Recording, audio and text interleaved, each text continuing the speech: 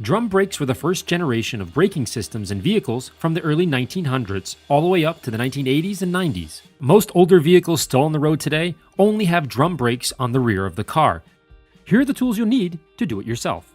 Drum replacement hardware kit, shoes, pliers, screwdriver, spring set, wire brush, needle nose pliers, protective eyewear, and of course, brake clean.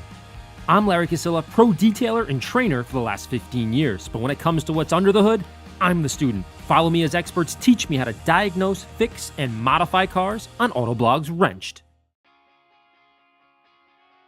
All right, so what's the difference between disc brakes and these here drum brakes?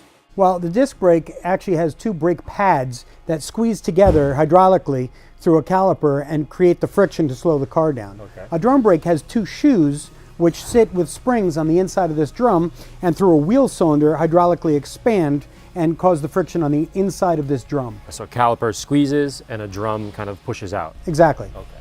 All right, well, I've done disc brakes before and those went pretty well. Is this the same kind of idea? Once I show you how, you'll be able to do it.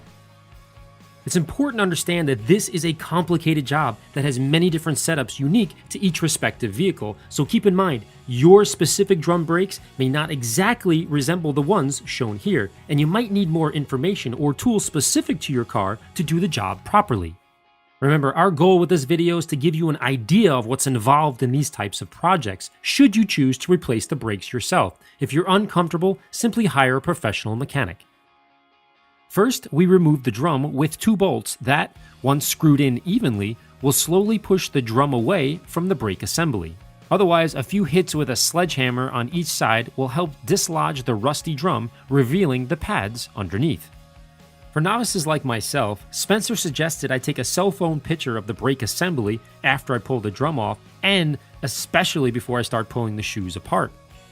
This is essentially disassembling and then reassembling a big jigsaw puzzle, so a picture is worth 1,000 words to a novice. There are a lot of special tools that make your life easy when removing drum brakes, but most can be done with your standard needle nose pliers. Begin by removing the top return spring with needle nose or the special spring pliers found at any auto store. This spring is used to pull the brake shoes away from the drum when the brake pedal is released. Next, remove the spring and pin that holds the brake shoe to the backing plate by compressing the small spring and twisting to unlock the pin holding it in place. Then remove the lower spring and the star wheel adjuster. One side should be removed at this point and each piece continually placed on the floor or bench in the exact position it was removed to help you reassemble. Now remove the other shoe's spring and pin holding it to the backing plate to allow you the flexibility to remove the emergency brake cable, which can be tricky at times.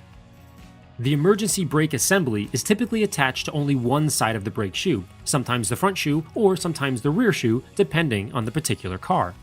Either way, you'll most likely need to reuse this hardware, so be extra careful when disassembling these components. We'll come back to this shortly, but let's take a closer look at the parts. Notice the shoe closest to the front of the vehicle is shorter in length than the shoe closest to the rear. That's why it can be helpful to only do one brake job at a time and always compare the old shoe with the new shoe to make sure they are the right part before you go any further. Continue to pull out all the new parts from the auto store and lay them out in order and do a quick inventory. Once all the parts have been accounted for, clean the old parts that you'll be reusing with brake clean, including the new drum, which comes from the factory with a thin protective coating for shipping that should be removed with brake clean prior to installing. Use a wire brush to clean up the brake shoe's contact points with the backing plate. There are typically 3 spots on each side, here, here, and here. Once brushed clean, add a light dab of high-temp grease to each spot.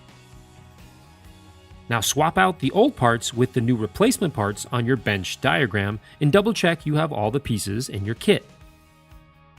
Reinstall the old emergency brake arm on the new shoe, but be very sure it's the proper length shoe.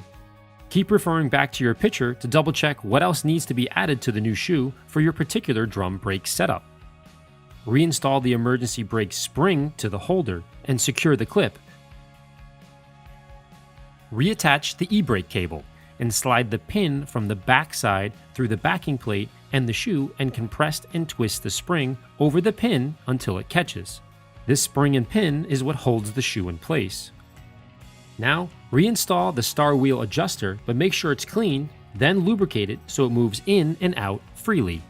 The adjuster threads are showing, or in other words, have been extended due to the wear on the old shoe. However, because we're replacing with new or thicker shoes, we have to thread back the star wheel to reset for the new shoes and to allow the drum to fit over them without touching. Next, focus on the lower spring and top spring, then install the spring and pin like we did on the other shoe.